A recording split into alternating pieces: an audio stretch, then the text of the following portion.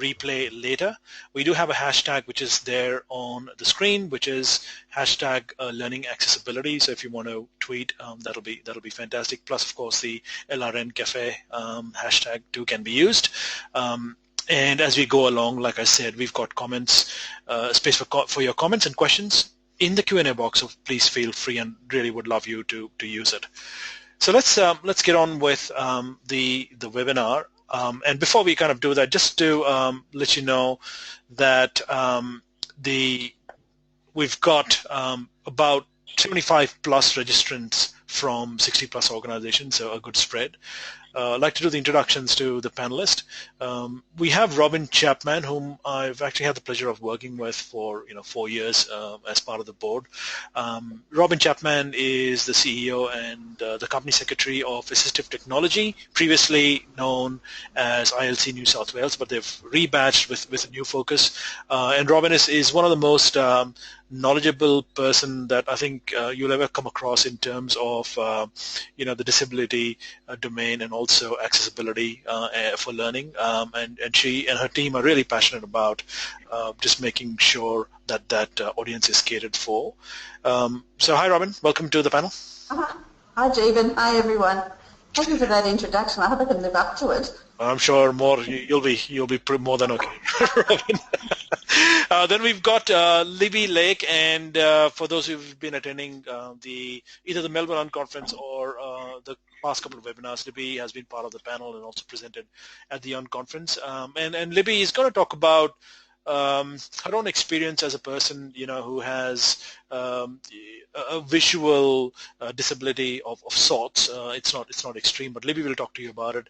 And because Libby is also involved in the design and implementation of learning solutions across different organizations, Libby's going to talk about her own experience as an L&D consultant, about the challenges and some of the insights that she's gained. So Libby, welcome to the panel again. Thanks, Jeevan. Hi, everyone. Thanks, Libby. So moving on to the next speaker, Chris Johnson. So Chris has been to the Unconference, I think 3 years ago, he was mentioning, so he kind of knows what LearningCafe does. So Chris, glad to have you on the panel. Chris is the senior learning designer consultant, and I think the expert in terms of how CBA is addressing accessibility in learning. So Chris, welcome aboard, and looking forward to your slides. Thanks, Jeevan. Hi, everyone. Last but not the least, we've got Amit Garg, who's the founder and director, Custom Learning Solutions for Upside Learning. So Amit and I have worked in the past, and I do know that he's got a fair amount of technical expertise, just not in terms of making learning accessible, but also the commercial aspect of it. So obviously, Amit, as a provider of learning solutions, get requests from vendors, and I know that they've spent a fair amount of time about how to make learning accessible, through the technology, but also how to make it commercially more viable. So Amit, welcome to the panel. Thanks, Jeevan. Good afternoon, everyone. And Amit is in India at the moment. So Amit, thank you. Special thanks to you for getting up early in the morning. No problem. So just a quick slide about LearningCafe. I think a lot of you have already attended LearningCafe, so webinars or Unconference. I won't spend too much time on LearningCafe. But essentially, it's a community of experienced L&D professionals who are interested just not in ideas, but also implementing them. And we reach out to the community, or there is an opportunity for the community to participate through different channels, including our blog, magazine, website, webinar discussions like this one, Unconference, which we just finished the Melbourne one a couple of weeks ago, coffee catch-ups in different cities, and also workshops. So that is what the community is all about. If you go to our website, there's a lot of content from the past 5 years, and I think I was just talking to Chris about some of the topics that we covered in the Unconference 3 years back, and we were just kind of commenting that the ideas we discussed 3 years back are actually being implemented now. So it takes a little bit of time, but there's a lot of rich content on the website. Also a quick slide on some of the events that are coming up. We've got a very interesting discussion coming as part of the Capability Cafe, which is a kind of variation of LearningCafe, but with a focus on capability management. And this topic is going to be really interesting. It's about hidden capabilities. The idea here is that not all capabilities can be identified pretty easily, or therefore we can't build learning for them. But they are pretty critical to organization success. So these are kind of the capabilities that float on the radar, under the radar, or are actually the hidden part of an iceberg, if you use that metaphor, and they can be critical to organization success. So these are things that nobody trains you, but you need to pick up in your job, and there is a concept called hidden curriculum for these capabilities, which we'll discuss. It should be a very interesting topic, and we should get a great panel. So the registration details on the website on 29th September. The Sydney Unconference is coming up in Feb.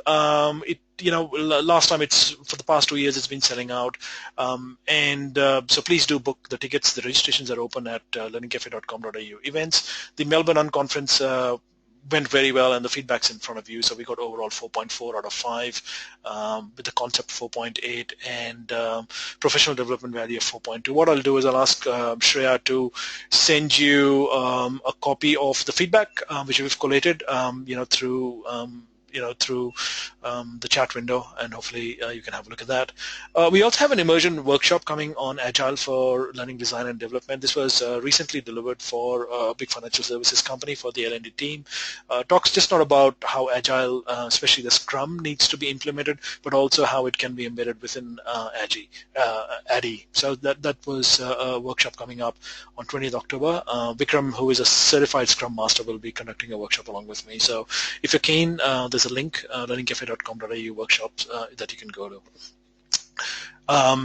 Let's go. Also, we're going to start Ideas at Work project on capability management. We're also starting a MOOC Plus for Learning to Teach Online MOOC by UNSW. So for those who haven't participated in this, we'll send you some details, and there'll be some information coming across, but it'll be a great professional development opportunity for L&D professions who want to get their digital skills up there. So that's coming up too. So let's have a look at some of the problem statements that we wish to address in this webinar. The first one is, what are the design and implementation challenges for making learning accessible? Just not in online, because there is a lot of talk about online learning and how to make that accessible, but we shouldn't forget that according to the 70-20-10 principle, there's about 90% of the learning that happens outside of formal training. So, what is how do we make that learning accessible? We also discuss about classroom learning, which is the physical facilities, but also the content that's delivered in the classroom, how to make that accessible. So here's a graph that we recently put together as part of the registration form, asking what are the most important driver for making learning accessible in organizations, and this has changed, over the weeks.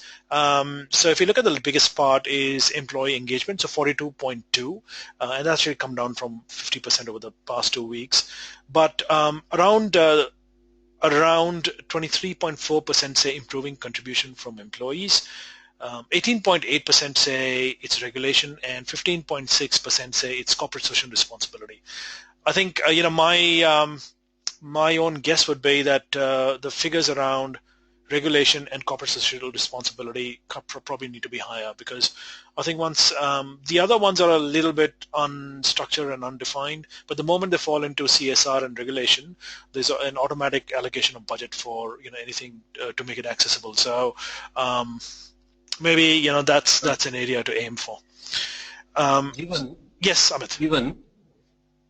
Just to jump in, I think the slides are not moving in, so we are stuck on the first slide, and a few participants have just okay. Alrighty. Let me just, sorry about that. Thanks for doing that.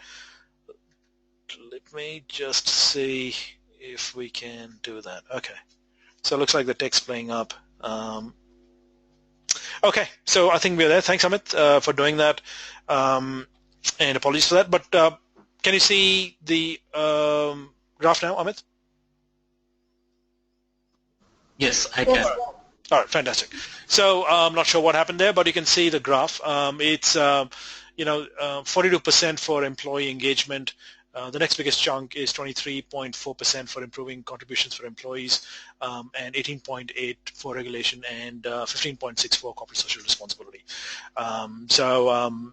and a few questions from participants saying, do we have any research for inaccessibility in underrepresented or socioeconomically underprivileged populations? I think this is something that we'll probably ask Robin to comment on a little bit later, or we'll send an email.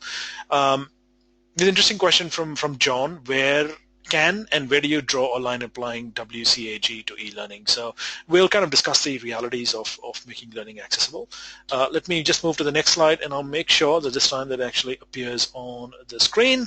Yep, it does. So the next problem statement is the budgeting implication. So making learning accessible costs money, and we have a look at some of the figures that have come through from the survey. About 43.9% or 44% say that the budget needs to be increased by almost 15 to 29%. So it's about a 20% increase to budget to make the learning accessible. Then we also have a substantial amount, which is 28.1%, saying that it's anywhere between 30 to 49. So if you kind of add those two up, 44 plus 29, it's close to about 70% that are saying that the budget needs to be increased anywhere between 50 to 49%. So if you want to make learning accessible, there needs to be an increase in budget. There are also about 5.3% who say 50% and over, and a small 10.5% says no additional budget required. And I think that might be the case if you are using tools to develop which already have WCAG accessibility features built in. So I'll ask Amit to cover this in his presentation. Okay, right. So we're just getting some content about right. Yep, the right-hand slide is getting cut off. Not sure what's happening there, but let me just change this. Okay, let's see if this improves it a little bit. Okay, there you go. I think that's better. So those are the figures, and with the complete slides. Right. Problem statement 3 is, look, accessibility is a big term, and there's a whole spectrum of accessibility requirements and obligations. So I guess we also kind of need to know or discuss, how can we address can we cater for all accessibility requirements, or, is there a way of, within the budget available, obviously, to make learning accessible. So and just make sure that you can actually see the slides. Yep, it's come through. This question is really about making classroom learning accessible, and you can see that 26.6% say that classroom facilities and training materials are accessible. There's 43.8% who say that, yep, the classroom is, but the training content isn't. 17.2% are not sure or not aware, and 26.6% are saying, 12.5% are saying not really, but the assumption is that the building standards will, take care of it. So that's some interesting statistics around classroom training. Okay, so I'm going to hand over the mic now to Robin, and to talk about the big picture in terms of accessibility and how to make learning accessible. Robin, over to you. Yes, thanks, Stephen, and hello, everyone. Well, as you can see, I'm CEO of the company that's now called Assistive Technology Australia. We changed our name 2 weeks ago, so some of you may recognise us more easily as Independent Living Centre of New South Wales. Our whole work remit is around assistive technologies and the built environment. So we provide impartial information and advice and training on assistive technologies and the built environment to whoever needs it. Our fundamental role is to maximise the independence of people in their own communities, to give them information about how to go about their access and their equipment, and they act on that information themselves. Just in case you think that you are in this space by yourselves, we're a registered training organisation and about to start going down the path of online learning, and have to be very careful about our accessibility. One of the certificates the only certificate that we deliver, we own, and it's specifically for people with disabilities. So access to our stuff is vitally important, and we're also government funded, which makes it additional requirements there. Next slide, Jeevan. Thank you. Oh, sorry, Jeevan. Yes, thank you. So I guess one thing Jeevan asked me to talk about was the bigger environment.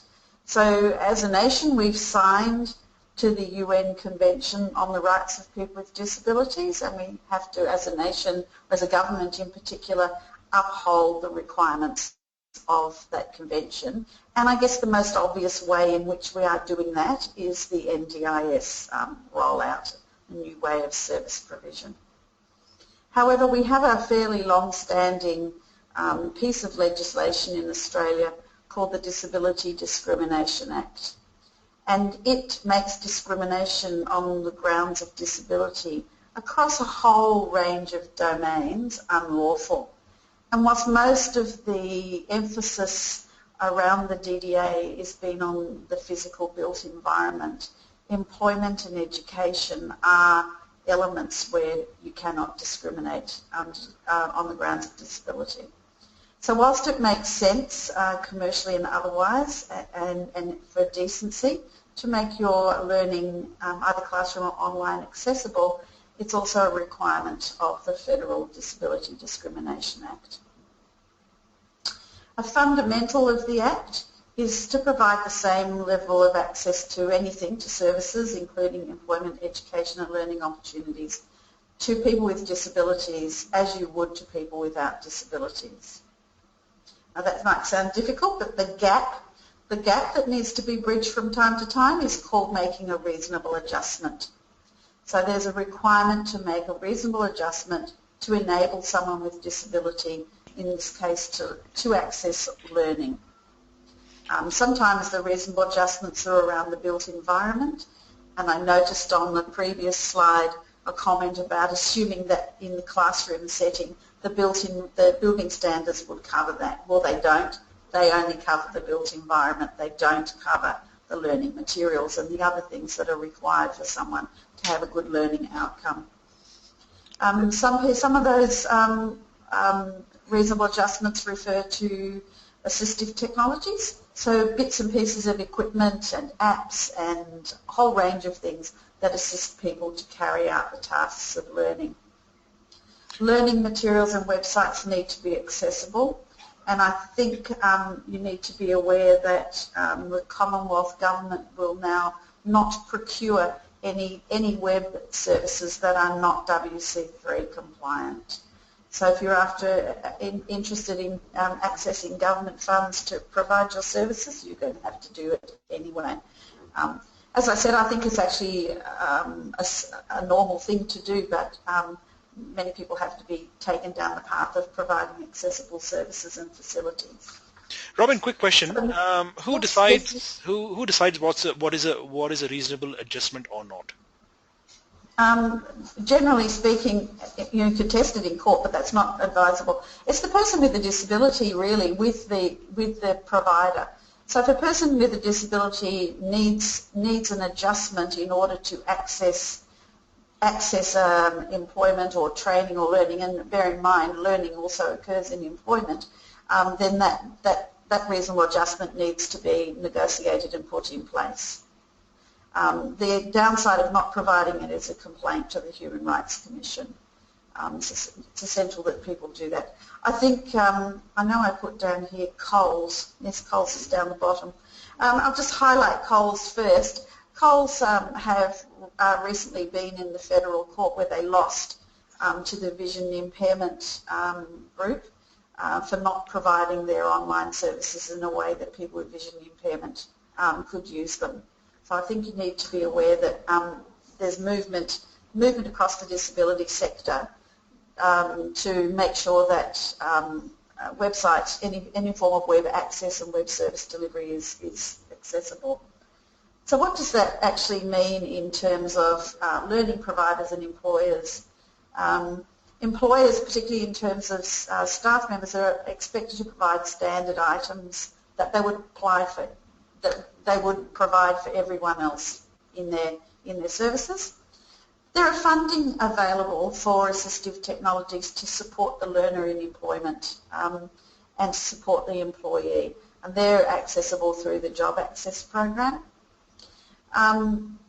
Funding is also attached to the individual, so anything that's provided is provided to the individual and moves with them from job to job.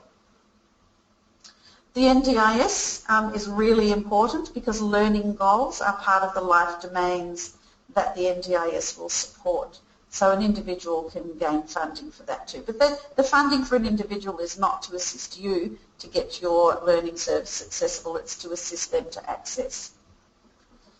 It's really important to understand that not all websites are accessible, and in fact very few of them are. And there are some really, and I noticed someone later on is going to talk in depth about the things that need to be done. But I can't emphasise enough that screen readers are used a lot in the vision impairment world, and so standard PDFs are not accessible to screen readers, and you need to put appropriate PDFs up. Use text-to-speech. If you look at our website, we have a little orange button with like a headset on it. That's a text-to-speech capacity. So someone using a non-iOS facility, so using a Mac, using a PC, can do text-to-speech on our website. So they have the website. The website will read to them what they're looking at. In an iOS environment, the accessibility features are already within iPad. But there's still a lot to be done. So I don't know whether the person talking about features is going to talk about this as well. All video needs to be closed captioned, photos need to be captioned, and the enrolment process needs to be carefully looked at, so you're not blocking someone out of learning by having an inaccessible enrolment process. So I guess that's it in a nutshell. I'm not going to talk about anything specific because someone else is doing that further along, and that looks really good. So thank you, everyone. Thanks, Robin. We'll obviously have questions from the audience and also from myself in the Q&A session after. But I'm going to hand it over to Chris Johnson now that we've kind of got the big picture and the obligations and the responsibilities. Let's hear Chris talk about what's happening at CBA. Chris, over to you. Thanks, Stephen. Hi, guys. So my name's Chris. I work for the Commonwealth Bank. Just on to the next slide, please, Stephen. Just to give you a bit of an overview. So I head up one of the technical learning design teams within the Commonwealth Bank. So we're actually a centralised online learning design house. So we have over 20 full-time employees that are responsible for instructional design and technical development of online modules. And we're developing, over 400 learning objects per year to actually go out to a global audience of 45,000. So accessibility has been something that we've been looking at over the last 12 months and something that's really been an important focus. And so I'm just going to share a couple of the things that we've sort of learned or experienced across the way. Now, the first thing is that CBA is a group who is committed to providing sort of committed to enhancing the financial well-being of people, businesses and communities. And through that, we've actually launched an accessibility and inclusion plan. This was launched late last year, I believe. So the plan for this was to not only create more accessible banking and financial services for our customers, but create a more diverse and inclusive workplace for our people, address barriers to inclusion for our people with a disability, and create an environment where all people can participate fully.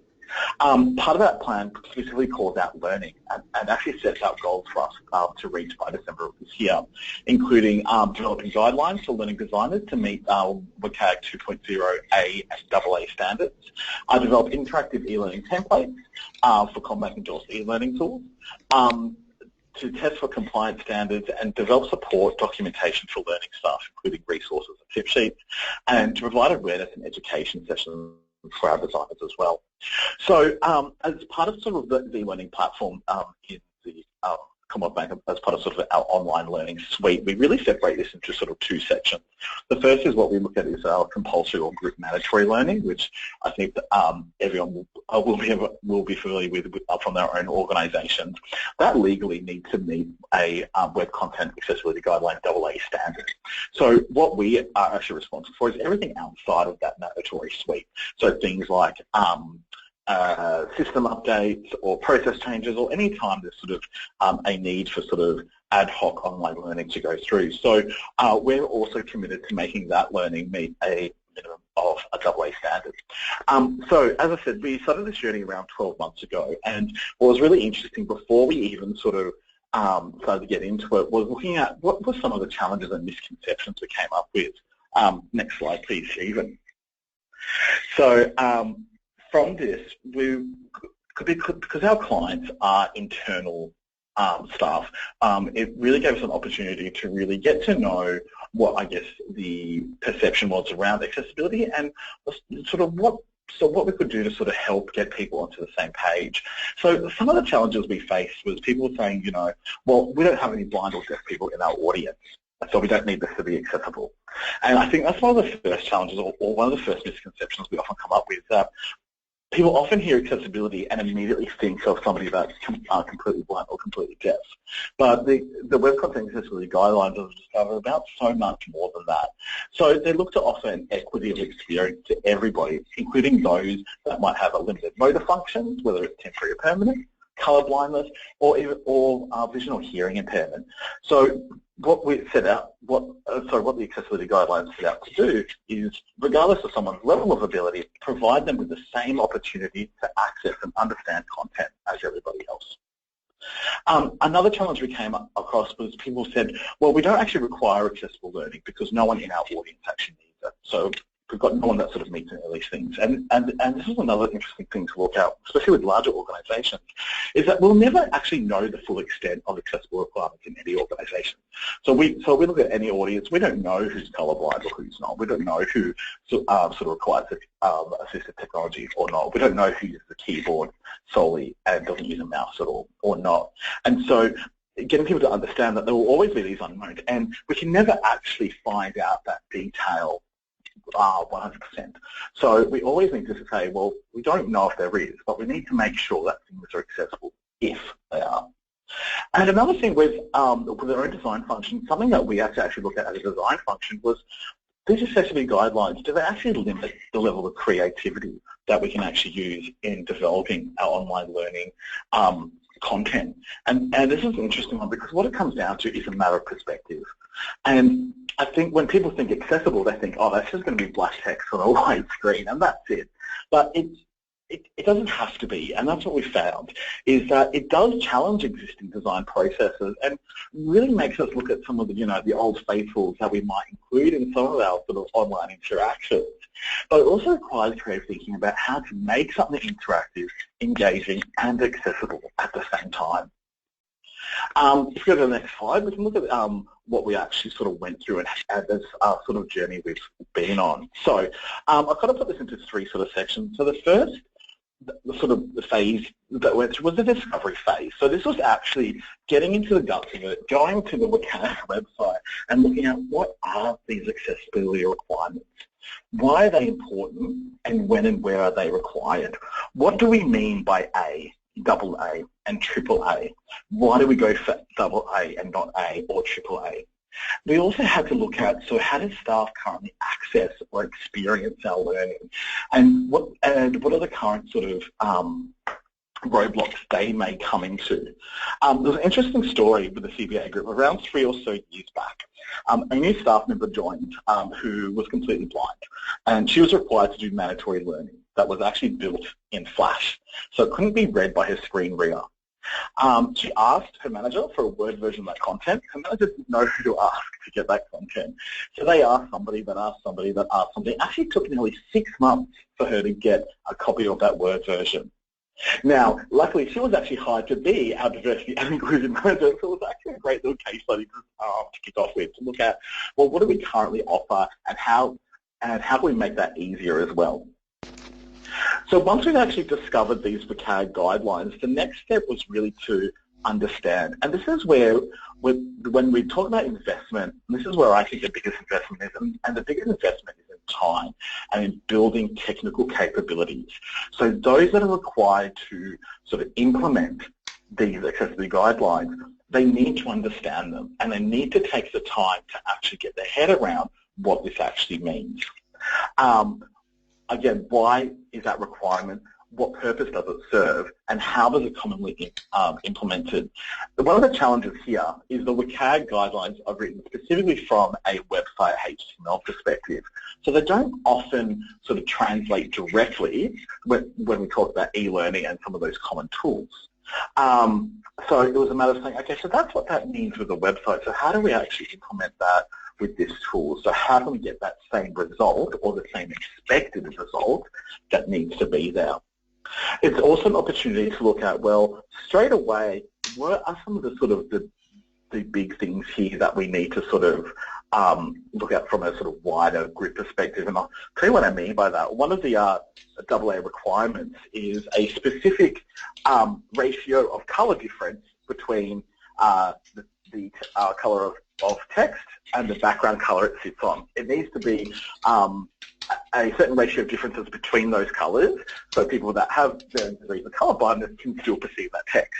One thing we found is the CBA group's color palette, for the most part, didn't meet that ratio, or was a very limited options to meet that ratio. So how do we address that? So that was something, an interesting thing that we also made our sort of group marketing team aware of it, and they're currently in the process of tweaking those colors or tweaking the actual branding guidelines so we can actually have those in more various combinations. We also look at sort of common implementation challenges. There's an interesting AA requirement that says that any sort of video content should also have a narrative soundtrack. And what that means is if you're watching a video of somebody going to the fridge, that also needs to have an optional narrative soundtrack of somebody saying, Sally is walking to the fridge, that goes with it. Again, to make that video perceivable for somebody else, for somebody that might not be able to see visually.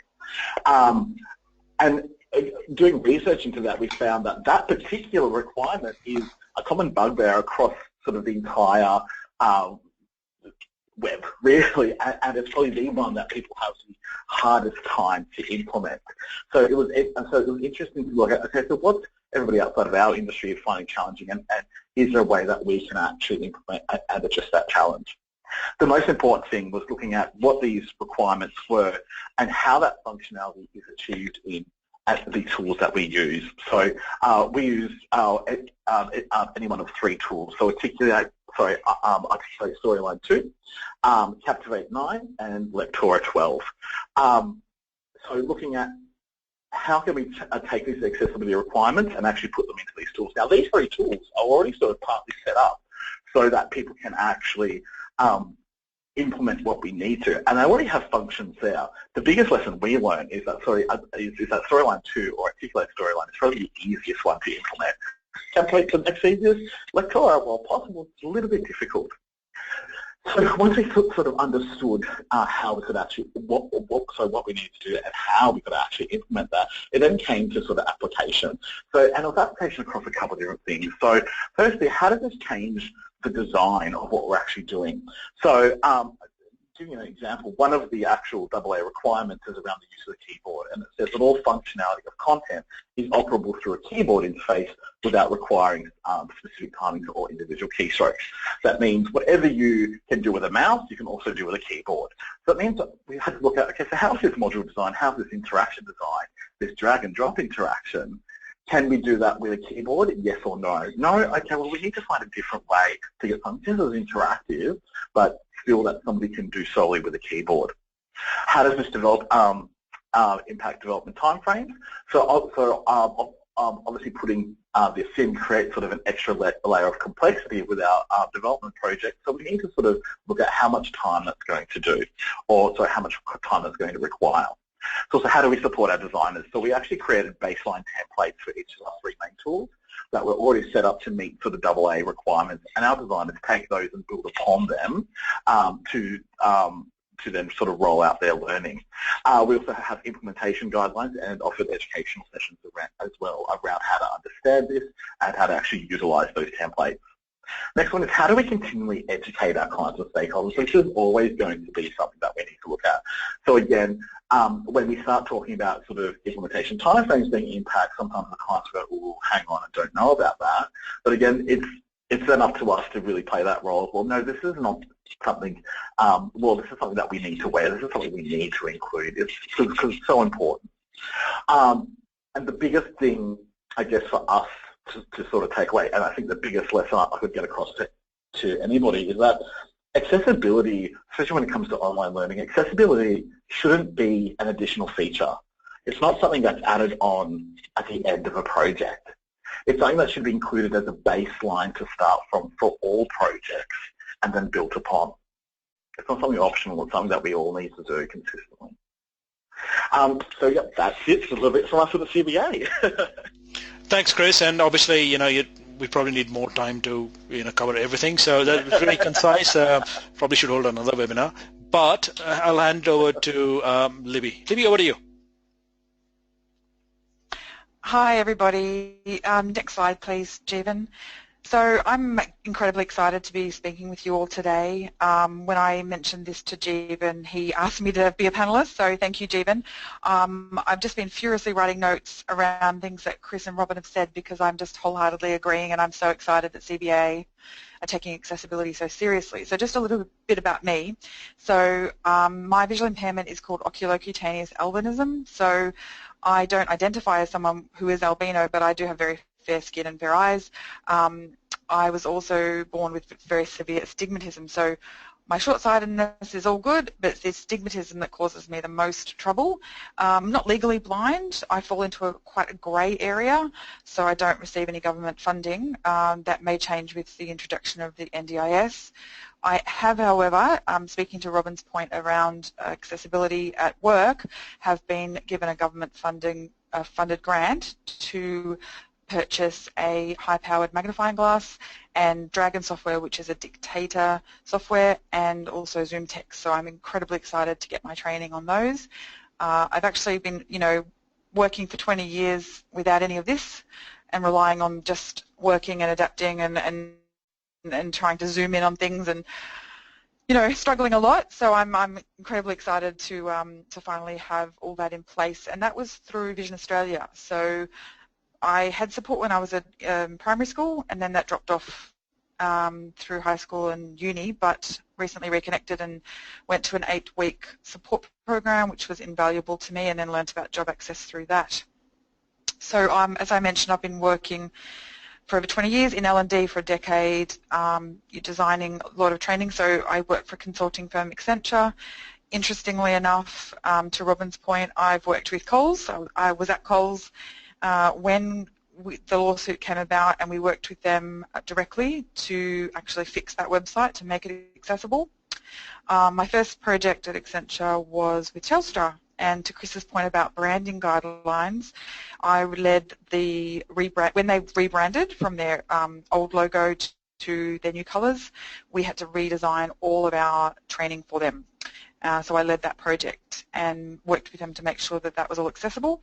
And currently at Woolworths, and at the moment trying to educate them on making the current system that we're going to be implementing accessible, not something that was on their radar. So again, finding it a little bit difficult to get the right person, but it's all around that education piece. So yeah, really interesting working with 3 large Australian corporations, and I think things are a lot better, but I think we still have a long way to go, and we have a lot of education to do. But I'm really excited to see CBAs leading the way. Next slide, please, Jeevan. So I want to sort of stress that I think we all come from very small organisations all the way up to very large organisations. So I think people get a little bit concerned around their budgets and how much things are going to cost. And I guess I just want to make sure that everyone understands that a lot doesn't have to change in your organisation. It's just about how you plan and adapt your organisation to fit people who have a disability, and as has been mentioned, you're never going to know because a lot of times people don't actually feel comfortable in letting you know that they have a disability or they need assistance. So to Chris's point, I completely agree about the unknowns, but I also just want everyone to take away from today that you need to develop an open environment where your staff do feel comfortable coming to you and letting you know that they're just having a little bit of trouble perhaps reading a screen or hearing you, and I'll go into a little bit more detail about some practical suggestions that I think we can all do, and we probably all take it a little bit for granted that everyone's got perfect eyesight and perfect hearing. I know I certainly don't look any different to any of my colleagues, and it's always a shock when they find out how bad my eyesight really is, how well I have adapted my environment. Next slide. Oh, sorry, no, I'll stay on the same slide actually. So planning and designing your delivery. So what I mean here is that you're never going to know the severity of a person's disability, but if you have some simple strategies in place like understanding accessibility guidelines, seeing how many of them you can adopt, but also some practical tips just around your workplace, I think that's going to help everybody immensely to have a more engaged audience and to have more engaged staff. So my struggles might be quite different to somebody else's, so I can only speak from my perspective, but I think we just need to develop that environment where you're asking your staff, is there anything that I can do for you, and not assuming. So I think that's really key. Don't assume that because I say I have a visual impairment that I need to be treated differently. What I do is I'll tell the person who's facilitating the session what I need from them. Next slide, please, Jeevan.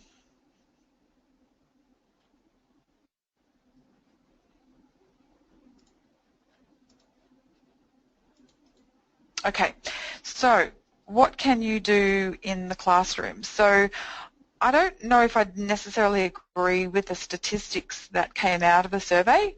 I'm not sure what people's measure of success is in terms of the classroom being an accessible environment, but I know that internally at Accenture, people are still reluctant to go and sit up the front of the class.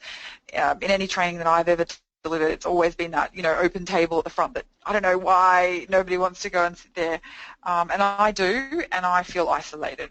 So that's a personal thing I want you to take away, just to think, I don't want to sit there on my own. So if I'm sitting there, I'm sitting there for a reason. I'm in my 30s, I'm a grown woman, I don't want to feel like I'm a bit of a nerd sitting at the front of the class, but I often am the only person at that table. So I'd really encourage you to just be very open, use humour if you need to, just encourage everybody to fill up the spaces at the front. It's, I don't know, I think people feel like they're going to be picked on. It's probably a common facilitator's feedback that they say, oh, well, I'm sitting here, so you're going to pick on me. So we just need to break down some of those barriers, I think. Your presentations, I cannot stress this enough. PowerPoint presentations, it doesn't matter really how big you make the font. I can't read them unless I'm sitting right up close. So think about even people that are sitting at the back. If you're using anything below a 16 or anything like that, people aren't going to be able to read them at the back. So I mean, in this kind of presentation, it's fine because I'm sitting in front of my computer and I'm following along. But if, even at a presentation, say on a client site, and it's in a big meeting room, if I can't get a seat near the front, then I struggle. What I find that we don't do well enough is actually speak to what's on the screen. So we expect people just sort of read it, and they don't actually go into the greater depth into what they're actually speaking about. They don't explain a picture. People don't tend to explain a picture. So just going back to that a picture needs a caption and so does a video, I wholeheartedly agree. But when you're presenting, make sure that you're actually explaining what the visual is. And if you're going to show video, invite people up front. Do it as a group. Make it more accessible and open to everybody because, as we've mentioned, you're never going to know who in that class has a hearing impairment, a learning disability, or a visual impairment. Same goes for your flip charts and whiteboards. I love flip charts and I love whiteboards, but I will always draw in big letters and I avoid red. So you could draw a box around something in red, but writing in red is very, very difficult for people, in my experience, to read with a visual impairment. So again, it's the same with even PowerPoint presentations. Red is quite a difficult colour to see, and that again will vary, and if your staff feel comfortable, they'll let you know what colours they can and can't see. Jeevan, has any questions come through, or shall we open it up to the audience? Do they want to ask questions now? Yeah, not at the moment. We're all good at the moment. Okay. All right. Next slide, please.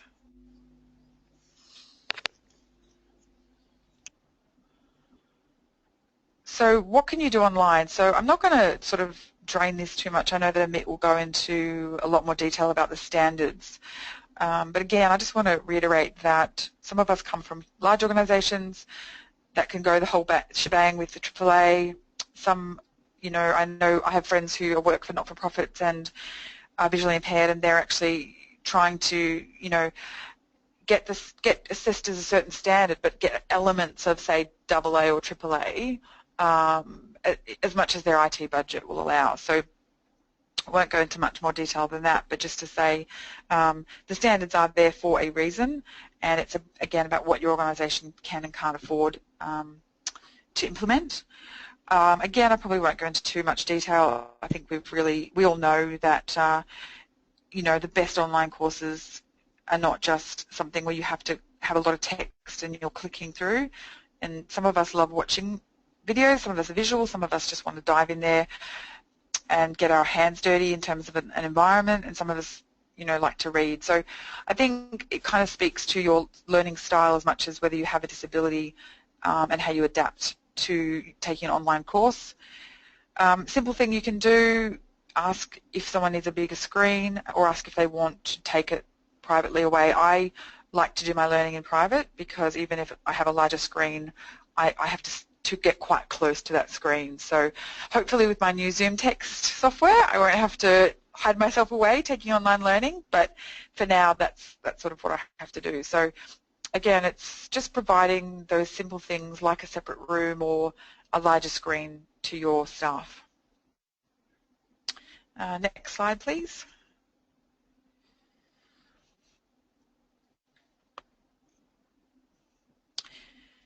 So what you can do on the job. So we all know that most of what we learn comes from our informal coaching and then one-on-ones with our colleagues.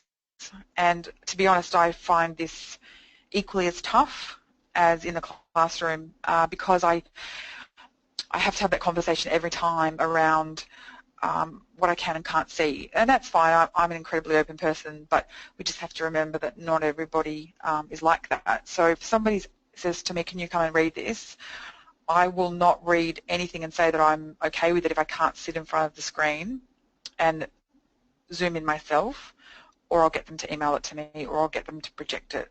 But I can't in good faith read an Excel spreadsheet, for example, if it's not very, very, very big. From a practical perspective, I think Robin's covered that. For me, Job Access has been amazing in providing me funding for my equipment. I know Robin's organisation does a fantastic work in that area as well. So when you're coaching somebody or providing one-on-one support, I always ask how people like to learn. So it's kind of no different when you have a disability. Some people just like to sit in a room and have a whiteboard session. Some people just want you to talk and then they'll take notes. Some people will love to watch YouTube videos on things. So I actually find it quite aligns with the way we learn, but that's not always the case either. I mean, again, it just really varies from person to person. So it's fantastic to make it open and accessible to everybody, because then you've covered your bases.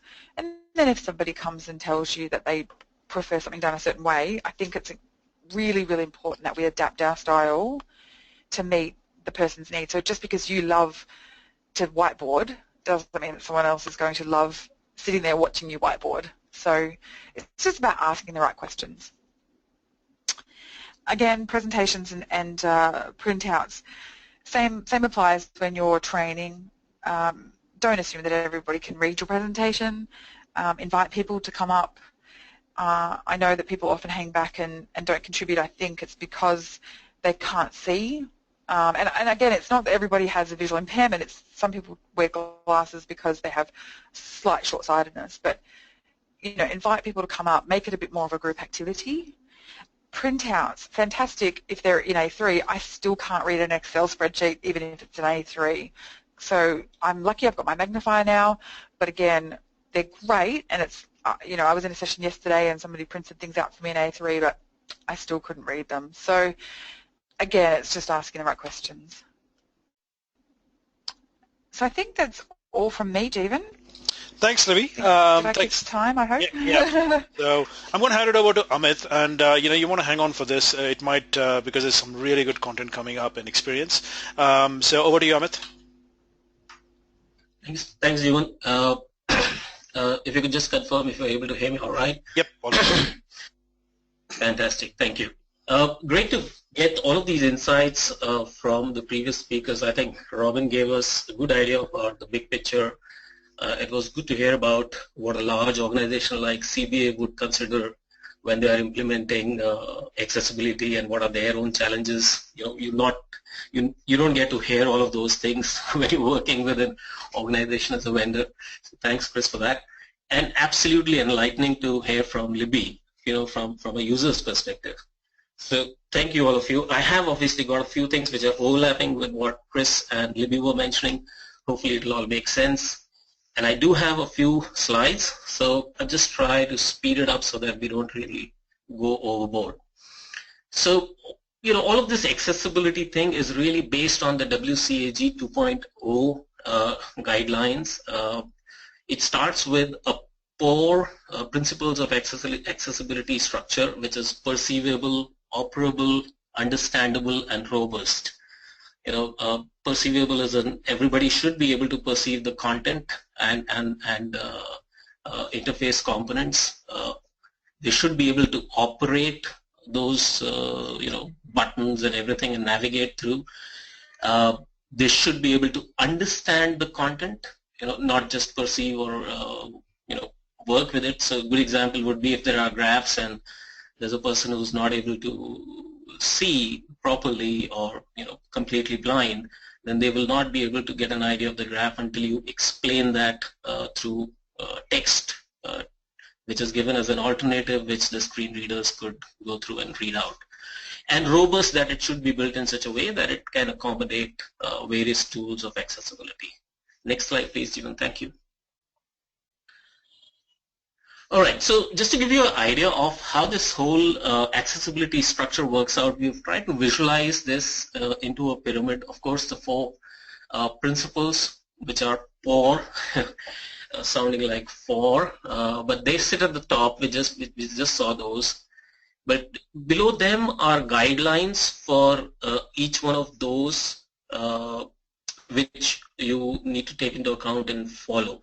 And then they go ahead and define various levels of compliance, which is, as Libby and Chris also spoke about, A, AA, and AAA. And of course, everything that is there in A is included in AA and so on and so forth. So essentially, it is not that you have to necessarily comply with a particular set of things there. You can decide what works for you. They also go ahead and refer to that as in a way as A level is must have, AA is good to have, should have, and AAA is nice to have. So in our experience working with organizations, and largely we work with pro-profit organizations and not mostly in the academia or the government sector, we find that they would have decided on something in between, but it is never entirely conforming to AA, but it is very close to AA in most cases. So essentially, it's not hard and fast that you have to go for a particular level of compliance. You can choose and decide, as Libby was also mentioning, you can get A and a bit of AA and a AA or a bit of AAA depending on the audience that you have. And then for each of those guidelines that are mentioned, you have techniques as to how to do it. What are the options you have and support notes for doing that.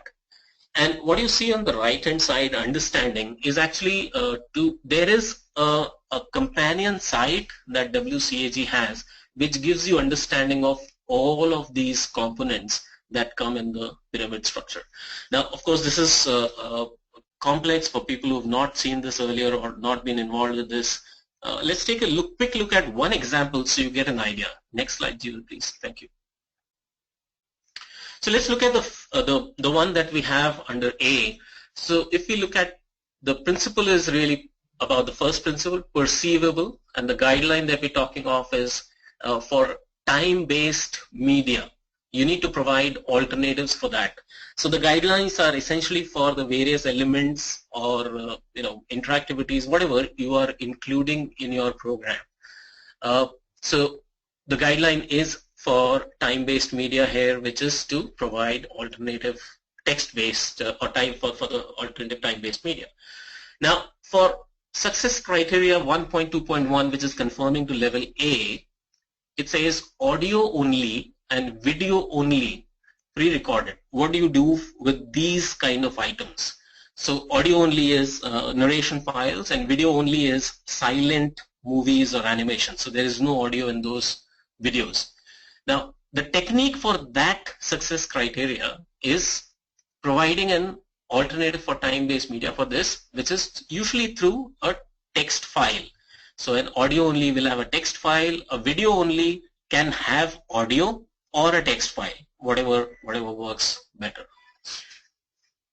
And then there is also a set of techniques which are very specific to technologies, like the last thing mentioned on the left side, technique SL17, which is providing static alternative content for Silverlight media playing in a media element. So just to give you an idea here, this is just one example, and of course there are, for each of those principles, there are several guidelines and then success criteria for each of those under the 3 levels of compliance. We'll quickly skip this and move on to other slides. Now we have, as I said, we work with a lot of for-profit organizations. These are essentially the things that we typically do on a project when we do AA compliance. And I think we have 10 or 11 slides on this. We'll quickly rush through them one by one. Providing alternate text, ensuring that the page loads fully so that the screen readers can read, providing facility to increase the text size depending on a learner's requirement, ability to change the colors of the text as well as background. This one is important because sometimes we may not be able to visualize that if we write things only in color. So if we are giving only color as the way of indicating something, people may not get it right. So when we say success parameters are in blue, that may not be right because that may not be even readable. Blue itself may not be seen. So if you add a star to that, so say key success parameters are indicated by a blue star, that just becomes so much easier. Next slide, please. Thank you. Again, similarly for instructions, when you say just the shape or color, etc., if you just do that, that could also be confusing. So we try and do a combination of that. Graphs and charts could be very difficult if we are just giving an alt text saying here is a graph for what kind of growth rates we have had in the last 10 years. Even that, though we do sometimes only that much, but I think we need to do a little more where we can even infer from that graph. Otherwise, somebody who's just listening and not able to see that graph would still not make any sense of it. They will know that there was a data point, but they'll not know what was it about. We also provide alternate media elements where they could be restricted in certain browsers or devices. So you may have multiple video formats, for instance, because it might just become inaccessible on different machines or different browsers. Flickering is a big issue, so we try and we keep it less than 3 times a second, which is a recommended guideline. And of course, we need to have keyboard controls for everything that is to be interacted with on the screen, and the properly laid out tab sequence. So we don't really have a person who's really not able to see the screen should be able to visualize how we're moving on the screen, and it's very logical. For any interactivities like drag and drop, we need to have keyboard controls, and we provide that for programs that we do. And the last one, which is essentially to code all our e-learning in such a way that all the major browsers that we are targeting are able to support the tools that are going to be used by our learners. All right, so we move on to a newer area, which is mobile accessibility. It's just coming up. Not a lot of people have done accessibility solutions on mobile, but it is something that's going to become more and more important. The first question that was really raised about mobile accessibility was, I believe, about whether people will even have decent enough mobiles to be able to access the kind of learning that you're creating. So that essentially makes a few people disabled because they don't have the devices.